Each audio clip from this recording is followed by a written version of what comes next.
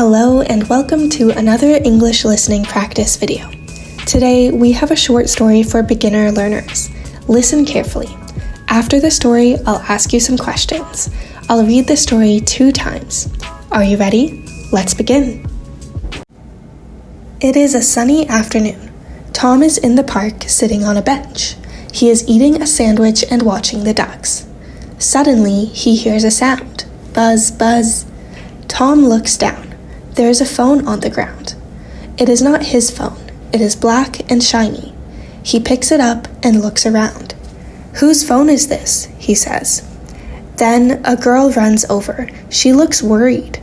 "Hi, that's my phone," she says. "Thank you so much." Tom smiles and gives her the phone. "You're welcome," he says. The girl laughs. "I dropped it while feeding the ducks." Tom laughs too. Now they sit and talk. A lost phone becomes a new friendship. Let's listen to that one more time, a little bit faster. It is a sunny afternoon.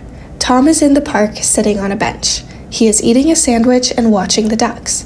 Suddenly, he hears a sound. Buzz, buzz. Tom looks down. There is a phone on the ground. It is not his phone. It is black and shiny. He picks it up and looks around. "Whose phone is this?" he says.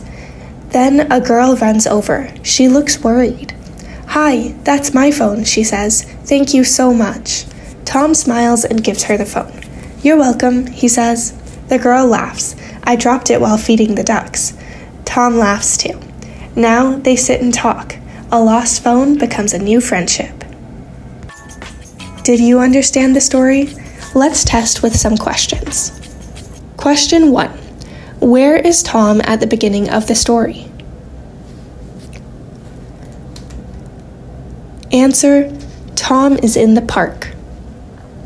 Question 2. What is Tom doing when he hears the phone? Answer: he is eating a sandwich and watching the ducks.